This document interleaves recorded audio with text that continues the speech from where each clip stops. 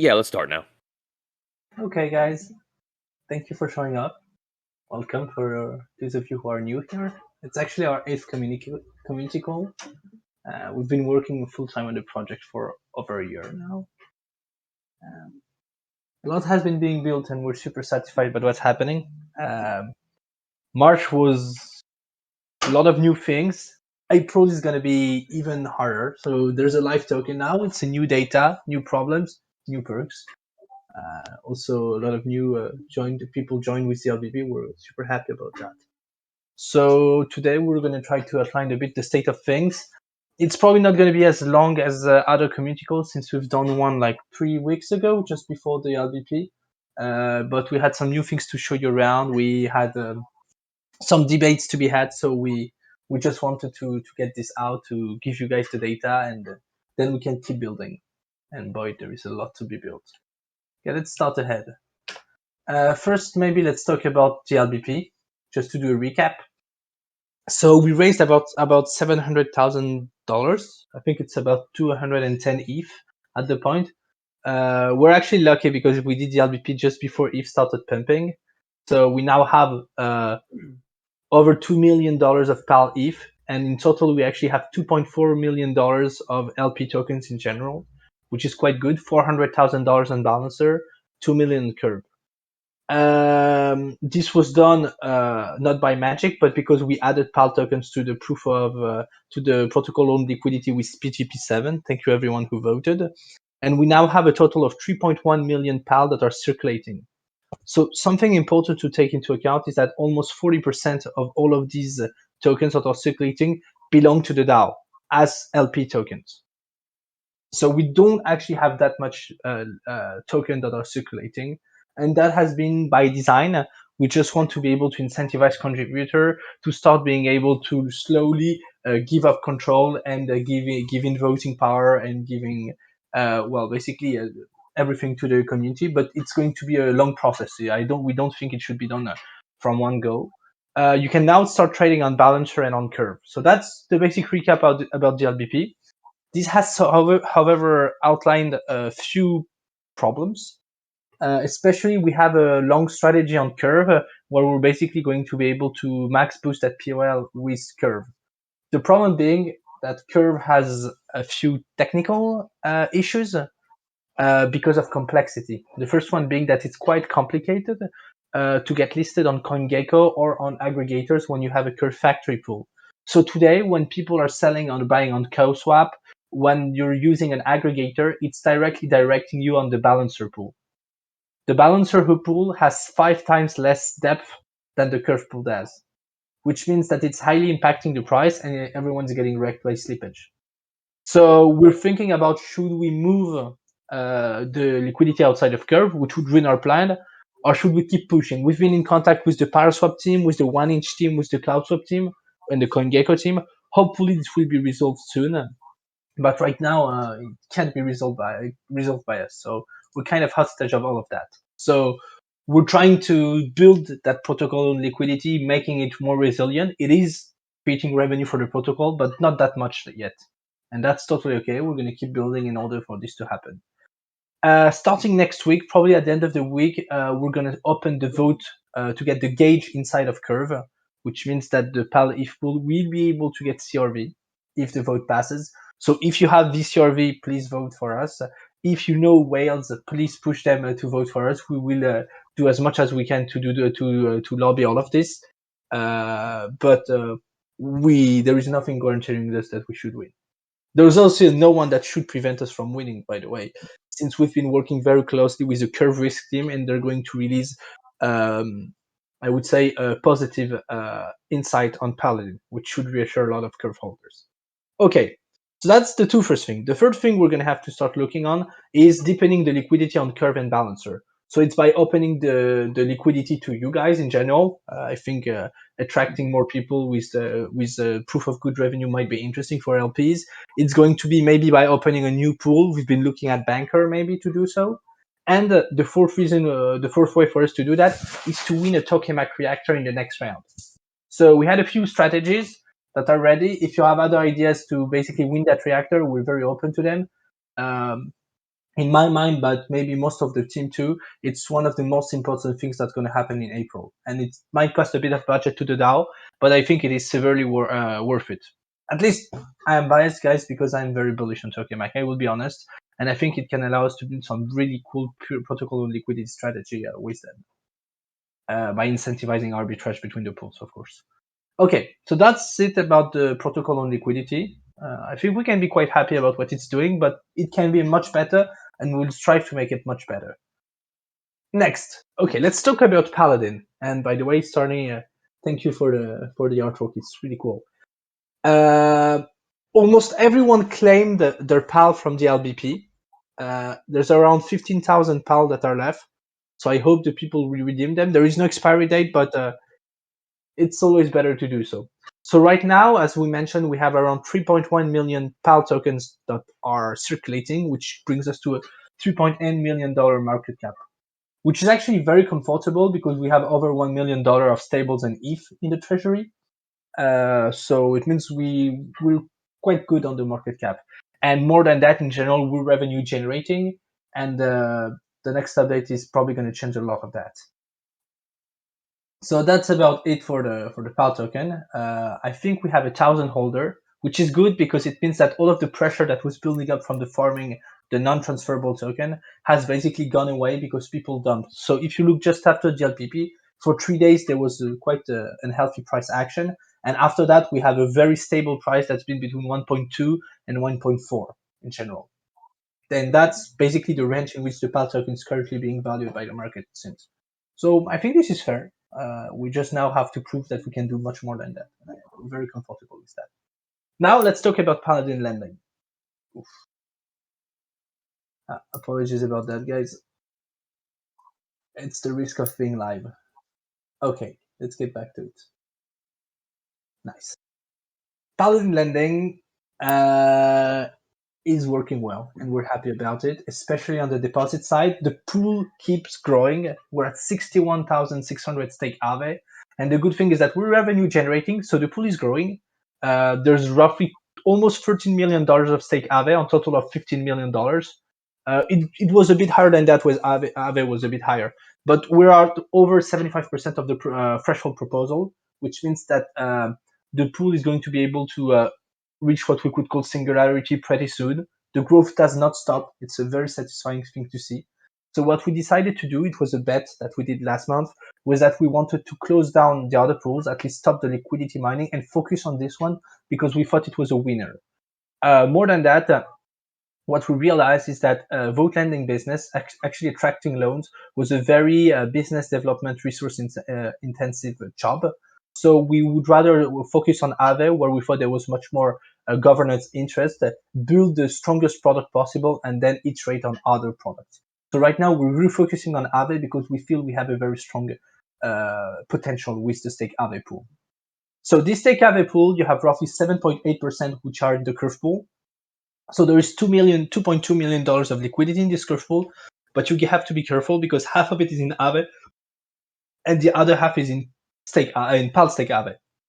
So there's roughly $1 million of PAL stkAave inside of the curve pool and roughly $700,000 into the AP1 contracts. We're going to announce an upcoming integration once we finish all the security checks the next few weeks. So it's going to be another integration, and we're going to move liquidity mining a bit from the staking contract to this new integration. The idea being that we're going to push the rewards onto the integrations because it gives more stickiness to the stkAave that are deposited into Paladin. Okay, that's about it. We can be super happy about that. We have a few loans that are in the pipe, and we hope that they will come to fruition next month. That is for Paladin, and yeah, I think it's a very successful. It's a successful product, and we have to build on top of that. Now, something important, as we mentioned by the token, please always remember to delegate, to self-delegate, and to participate in governance. I think we're at almost 900,000 PAL that participated in the last vote. If you look at the fact that 40% of all the tokens are owned by the DAO, which is like 1.2 million, means that there's roughly 1.9 million tokens that could participate in governance. So we should strive to have at least 1 to 1.5 million PAL that participate in each vote right now. So we're not there yet. Like the last votes, since LVP we can feel that there's less people participating, so we're going to try to create new mechanism and push more people to participate. Because if we do not have the right delegation and the right participation numbers, it's pretty obvious we're going to have trouble in building something really decentralized and resilient. So it's not up to us, to be honest, guys. It's up to you. And right now we have maybe 40 people in the community call. If you look in the governance, there's roughly 40 people that are participating. So that's totally normal, but it means we have to find the right ways for these people to have the power in terms of, because they're the ones who are giving up time for Paladin. And thank you for being here, by the way. So yeah, very important topic. Okay. So let's get to the interesting part. Let's get to Warden. So we've announced Warden in January and released it with a lot of fanfare. And if you look at the stats, there hasn't been much that has been happening. We're generating a bit of money. We're only 200 CRV since then, but we basically redistributed a total of almost 4,000 CRV between the boosts. There aren't been that many. The reason being that when we released, we got quite a lot of feedback, positive and negative.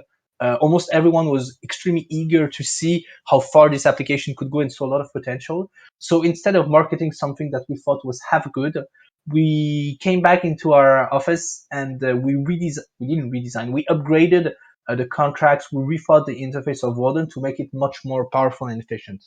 So you can expect a 1.1 version of Warden very soon, and us marketing much more aggressively, making much more partnership on Warden once this is basically built. So that's why we haven't been talking about Warden.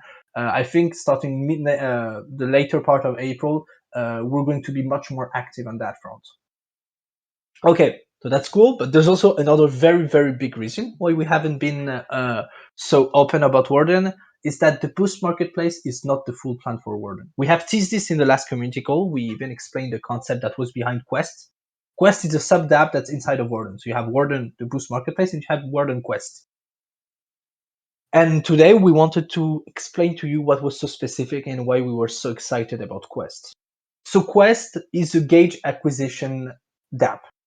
The other way you can tell it is it's a bribe killer. Why is it a bribe killer? Basically, Quest is a way for protocols to acquire gauge on the long term. You guys know we've spent the whole year of 2021 with the Olympus DAO narrative, where we were supposed to fight against mercenary LPs, people who are just here to farm and dump. The truth is that today, if you look at the current bribe mechanisms, they are exactly the same thing. People vote and dump.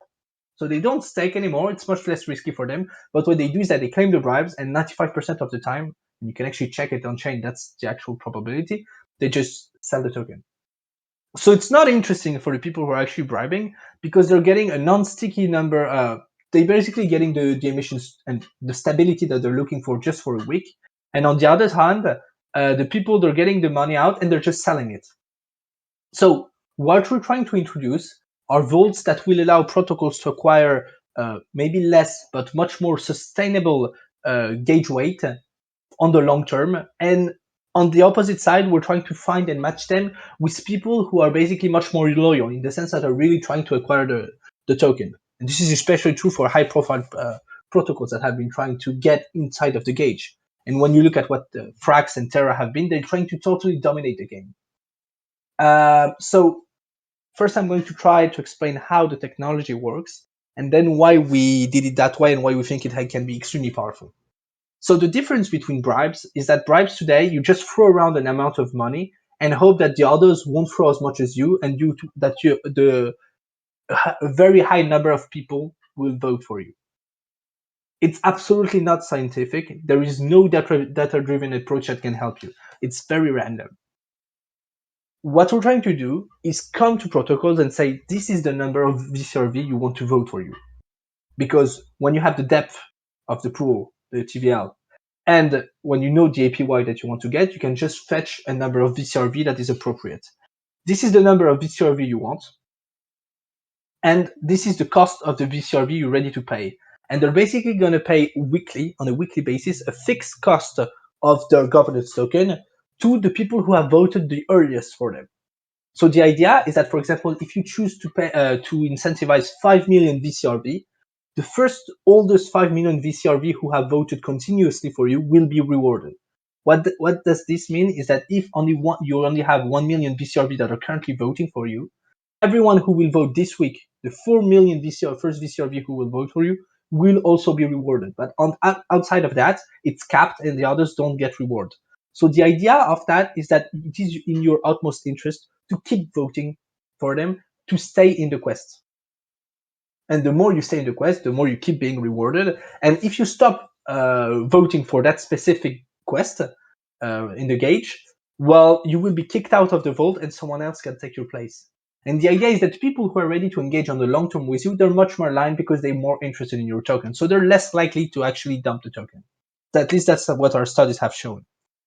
The other thing is that it allows all of the protocols that are actually paying to access the gauge to define data-driven strategies. So this is how much we want. We would like to grow. We would like to reduce the price, and they can actually use this data to keep optimizing their strategy. So on one side, it's going to give one yield token that's going to be able to accumulate over weeks, so you don't have to collect every week, and it's going to be a stable yield, and you know for how much time you're getting it. And on the other hand, it's getting a much more driven approach for the protocols. And we cannot reveal the protocols with whom we'll be working for, simply because it's crypto. You never sign a contract, so I don't want to announce something. And if they pull out at the last minute, we don't want to look unprofessional. So this will be released at revealed at release. We're super excited about the way this works. And more than that, it's totally complementary with our protocol on liquidity strategy. And that's something we couldn't explain beforehand, simply because now that we have a gauge access tool, we can buy out the gauge with PAL tokens to allow more to acquire part of the gauge, right? And this is really powerful because this means that the PAL ETH pool is actually going to have a substantial part of the gauge if it's done correctly. So yeah, that's the plan, the fully revealed plan. So something important. We are not directly competing with Votium. Votium is happening on the VLCVX layer. We are focused on the veCRV layer. Why? The first reason is that we're actually more bullish on Curve on the long term. If you look at Convex, they're going to have a really hard time because their emissions are going to drop, first of all, starting this summer. And on top of that, they've struggled to get more than 52% of the veCRV. So they have a lot. That's very true. But they are not getting more. The ratio of veCRV controlled by VLCVX has been going down. It's at 4.5 right now. And today, a CVX costs roughly 20 times the CRV. And it has 4.5 VCRV included per VLCVX. So this means that when you're actually bribing a VLCVX instead of the VCRV, you're paying 3 times more than you could. So we're actually on a cheaper layer, so we can offer a much more competitive product. That's the first thing. The second thing is that bribes was never really scaled commercially speaking. So there is no real serious solution for veCRV. It has some things, but no one has really tried to do it seriously. So we really want to create this effort to actually take and offer a service for all this other half of veCRV that has not been serviced, and which is crazy, by the way, because most of the guys that are there are the OGs of Curve and they're not getting rewarded for doing so. So we try to service them. Something else that's very important it's simply that all of what we're talking about, the product market fit has been proven. We do not need to prove to the market, unlike the Boost Marketplace or even the vote lending, that this is useful. People know about it. We just have to show that our solution is better. And while we have seen a lot of projects saying they will build bribes or that have announced a bribe project, if you look at the code, no one has released anything new. Warden Quest is the first innovation on top of the bribing system. And that's something we're extremely eager to release, which is cool because on top of that, it's also going to be the first audited marketplace to acquire Gauge. There is none of the others who were audited. So the difference being that a lot of projects who are scared about security implications don't actually have to be about the Quest. And the last part, which we think is basically the last brick, is that this is very synergetic with the first version of Warden that has been live this January. In the sense that you can come in, you can sell your boost, and on top of that, you can sell your gauge. So as a platform, Warden is officially the highest yielding offer for any veCRV holder. And no one will be able to compete if they don't have the Boost marketplace on top of it. So yeah, that's Quest. You can call it Warden Quest. It is currently on audits, guys. Release should be pending April, end of month. No official dates because this is crypto. Announcing a date is bad luck. But yeah, we're super excited about that. And the idea is that we're going to release Quest with 4 to 5 quests at launch. This meaning that there's basically going to be 4 or 5 opportunities of yield with 4 or 5 different tokens. PAL being one of them, of course. Okay, that's it for Quest. Now, on to another big topic. I apologize, but this is why we look tired lately, guys. We've been working heads down for quite a few months, and I think end of April we'll take like a bit of strategy breather because a lot of things will be out. It's going to be a lot about marketing and about communicating, and we're counting on you to help us spread the word. So we've talked a lot about the tokens. It's going to be a triple layer tokens with the PAL, that's the speculative layer, the trading one where we own the liquidity, where you can basically trade the token. Pretty soon, because the Code Arena test went smoothly, you'll be able to stake your token and then you'll be able to lock it. So the only thing that's not going to be available with the locking is the access to the chest. We are still tweaking the concept of chest and we need to code it. The idea of the chest is going to put influence on steroids, and we have failed up until now to share how cool this is on the long term. My theory, and this is something that only belongs to me, is that good tokenomics take time to come to fruition. People took time to understand how powerful governance could be, how powerful the veCRV token was. I mean, veCRV was released almost 1 year and a half ago, and everyone like laughed at it when it was released, and now everyone wants it.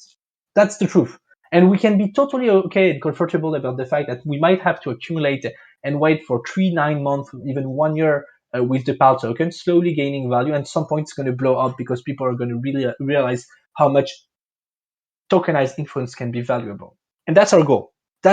We should strive to make this, to build the most efficient platform for that. I think I have finished my part, and Alejandro is going to take the helm. Sure. Thanks, Fige. All right. So yeah, going off of what we were talking about earlier about decentralized Paladin, we spoke about this on the a little bit on the contributor call last week for those that are there. Um, our biggest goal, or one of our biggest goals at this time, is we want to really democratize and have a lot of the work and creativity and a lot of the operations be taken a hold of by the DAO members. So, as we've already spoken about before, the 3 examples of the working groups that we have are the Community Treasury Team, Business Development Squad, Creative Guild. Name is pending. Uh, there's already a proposal that's on the discourse forums on the governance channel. For those who want to check it out, we definitely need your feedback on the proposal that's currently out, but we also want to add to the point that for each of these orders that we're going to call them, right? We also want to make sure that they are put to a vote. This is not going to be done through the core team, and we're just making sure that through this process of decentralization, which will take months, if not a little longer, we just want to definitely make sure that everyone is involved. That's why I keep pushing for the bounty suggestions and also making sure that if you have any ideas in terms of governance for the project, this protocol will eventually be yours, guys. So that's what we're working on. Next slide. So as I mentioned, the idea, and again, the name is pending. We can always talk about this more in discussion, but instead of calling us working groups, like how Orca has their pods, we're calling them orders. So the next contributor call will be April 14th, so mark your calendars. We're going to have basically a AMA / workshop discussion on the orders. So the aforementioned ones I mentioned, for example, like the Creative Guild, we're going to talk about those. But we also want to get feedback from you guys as to which new orders or working groups do you want to add to the list, or do you think the current ones should be modified? Again, we're right at the proposals, going to bring it up to a vote as always in a pure decentralization form and fashion. But for the time being, like I said, we want to really have you guys on the call to brainstorm, what you think needs to be done. Because as holders of the token, there are people that participate in the protocol. We definitely want your feedback. So the more and more contributors we have, and the more and more people that we have participating in governance, the better we are as a protocol. And next slide. And POAPs. If you attend this call, you will receive a POAP for being part of our journey. Keep your eyes on chat. I'll be mainly sending out POAPs to each of you guys, and you'll have until April 11th to claim one. After that, it's expired. So please make sure to claim your POAP once I send it over to you. And that brings us to our AMA section. And right now is where we take questions from the community AMA. And also, if you want to come up on mic and speak, feel free to do so.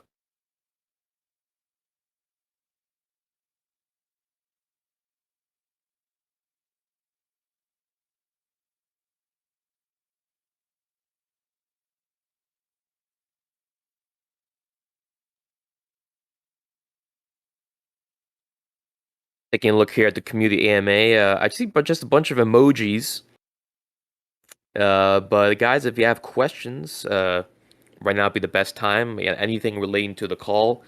Uh, Again, as Figa said, we are been working throughout the months of March and April, and we're definitely just gonna get everything settled out. But what we're looking for, of course, is more involvement from the contributor members themselves. We also had paid out our first batch of bounties, so you will also be compensated for your time and labor.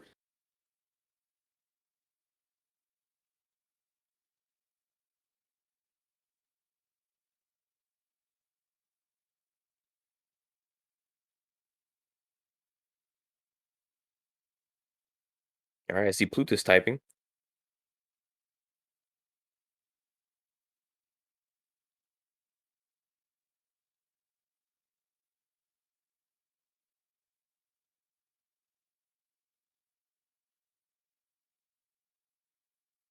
Again, you're free to come up on microphone. Anyone wants to come up on mic?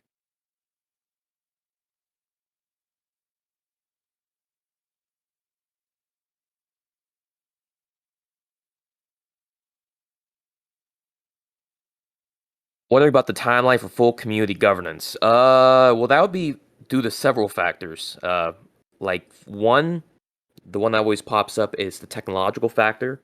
Again, I know that's a common question across DAOs. So, when will it be allowed to, let's say, not be in the hands of a multi-sig, and of course, not have the core team, uh, pardon for the pun, governing everything. But at the same time, it's also a matter of the structure. So it's a technological and a human-ended question, in my opinion. But maybe uh, someone else in the core team wants to share their thoughts on that. Yeah. So it's a process, right? We've been saying we wanted to do this process. We're now beginning the process. We just posted the first step for this. So there's three types of decentralization. So I'm not sure what the full community governance actually means, in the sense that we already don't have decision-making power. What we do have, and what we're going to get rid of, is execution power. So I know this is a risk for decentralization, and we want to remove this as fast as possible. The first thing is, not handling the funds of the DAO. So that's literally, we don't handle the LP tokens. However, we handle the unallocated PAL tokens. So this is all done transparently. We just need to put them in the right wallets and make this a bit clearer before, and elect a community multisig before doing the handoff. The second part is about, voting is already decentralized, as we mentioned. The second part is more going to be about operational governance, and that's what we're working on with the three working groups that are being built. And then there's a third part, which is much more complicated, which is, as I just mentioned, control of the parameters of the smart contracts and actual execution of the vote. So control of the parameters is something we intend to do, The problem being that we have to do it carefully and slowly because of security reasons. It's the Lindy effect. The longer the protocol has been live, the safer it is. The problem is that if there's a problem, a security problem, for example, and if it's in the hands of a multisig, every single one of you, unless a few of them have worked with a multisig, you know that it's slower. So we just want to take our time to find an efficient way to be able to handle that. And once we have this, we will make the transition slowly. The idea being that by the end of 2022, this should be done. And then there's one last part, which we talk, it's the execution. So when something is voted by governance, there is no executor, not someone that was elected or not someone that has created a project. It's directly executed on chain. So the problem to do this is that you need on-chain governance. The problem of on-chain governance, guys, is that it's really expensive. You see it on Aave. Even Aave is moving out of. They do a lot of things on Snapchat today. Compound, Uniswap, all of this is on chain. And if I ask every single one of you to pay for each vote, I mean, I don't feel legitimate to ask you to pay $5, $10, $20 for each vote we're doing. So it's going to be about waiting for the right solutions to do on-chain execution. I'm super excited for Snapchat X, but it's not live yet. So these are the 3 steps. And I think we should strive to have something that looks like a real decentralized and fully autonomous community by the end of 2022. And doing this in 18 months for a project is nothing short of ambitious, but that's what we strive for.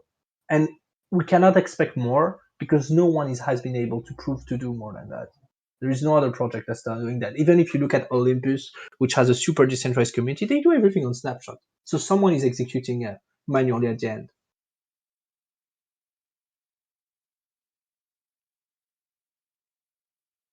I see Plutus typing again. By the way, feel free, guys, if you have other questions.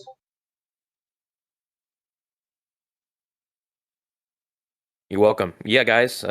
Again, yeah, please, if you have any other questions, want to come on the mic, now's the time.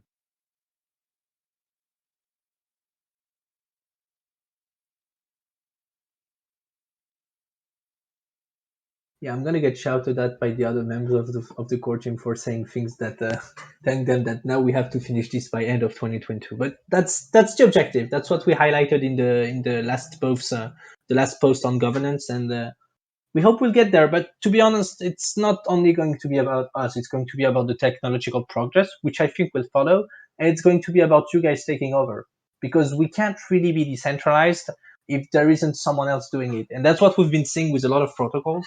It's something Paladin wants to strive to change. Is that if you don't have a community that takes over, then the core team has to keep working, and it cannot be decentralized. I'm gonna hold it to you, friend. Yeah. Yeah, please do. Please hold us accountable for that. That's important. And what the end of the token or the protocol do we expect by 2022? So I don't expect anything. Like it's not a moon project. I do think that we should. I'm going to say it like in a much more entrepreneurial, traditional mindset. We should expect Paladin to earn $1 million by the end of 2022. That's you can do whatever model you have, but that's my personal objective. I will believe 2022 is a success for Paladin if at the end of the year we can look at the treasury and say, yep, we accumulated $1 million of governance token. So yeah. Anything else? Anything else, guys? We're not here to take too much of your time. If you don't have any more questions, we let you go. But Quest is going to be something extremely powerful. So we're counting on you to help us spread the word. We're counting on you to help us scale it because there is a lot of things that we can build together.